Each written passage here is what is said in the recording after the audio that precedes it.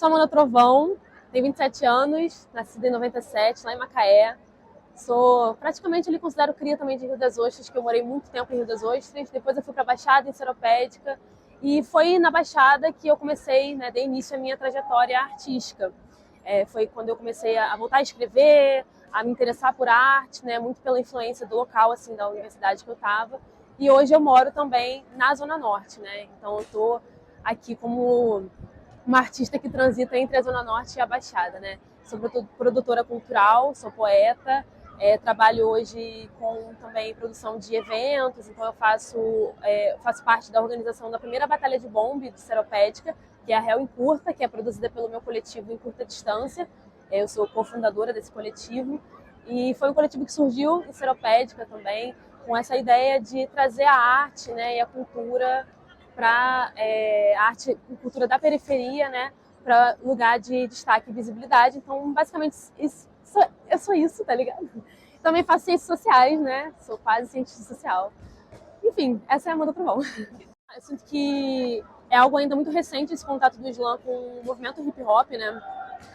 Eu comecei no slam tem pouco tempo também, mas pelo que eu percebo, o movimento slam que eu acompanhava de fora sempre foi um pouco afastado, assim, né, do movimento hip hop.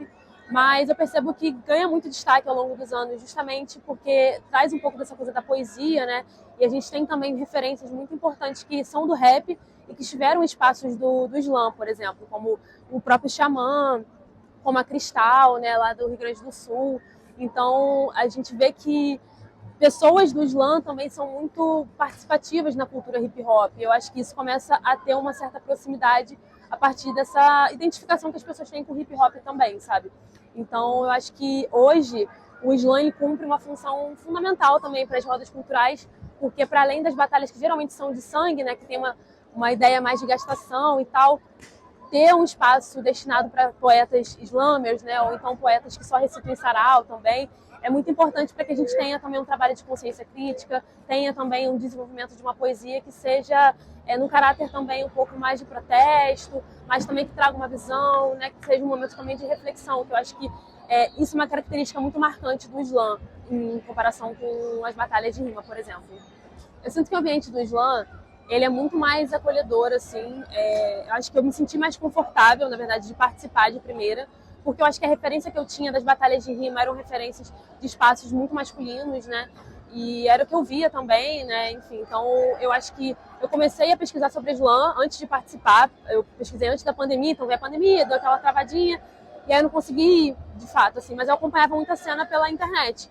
E a primeira coisa que eu tive acesso foi o slam das Minas.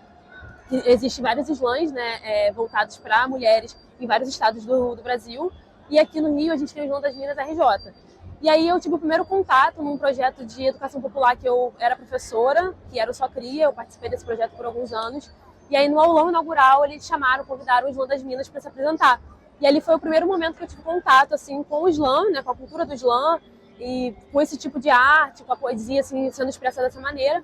E aí eu falei assim, cara, que legal, porque uma poesia só sobre mulheres, tipo, só poetas mulheres, e LGBT também, porque é um espaço também voltado para pessoas trans, né?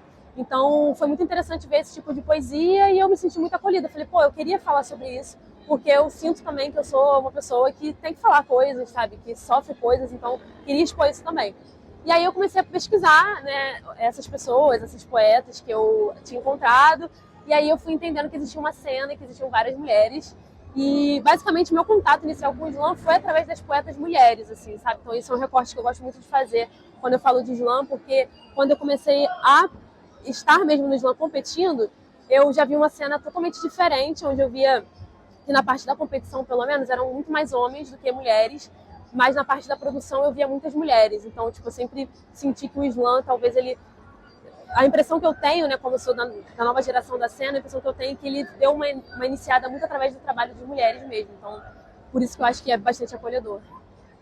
Eu acho que as rodas culturais são um espaço assim, de resistência para as mulheres. Eu acho que a partir do momento que a gente está nesse espaço, a gente está resistindo, né? Porque é isso, é um espaço ainda muito dominado pelos homens, né? Na questão de poder mesmo, né? Sobre a cena, assim, os homens ainda estão ali demarcando bastante espaço. Então, acho que é uma forma de resistência para nós quando a gente já coloca o nosso corpo ali e afirma que a gente vai participar, que a gente vai estar na gestão, que a gente vai recitar, que a gente vai batalhar. Então eu acho que estar na roda cultural é uma forma de mostrar para nós mulheres que queremos falar sobre o que a gente fala, que queremos ser o que a gente é, tá ligado? Que é importante a gente estar ocupando os espaços de cultura, entendeu? Que é muito negado pra gente, porque a gente que é mulher, né, ou enfim, que é LGBT, é socializado de uma maneira em que a gente é sempre colocado na subalternidade, né? Ainda mais sendo mulher negra, assim. Então, você tem muito esse lugar de, tipo, vou ficar dentro de casa, sou destinada ao cuidado, ao lar.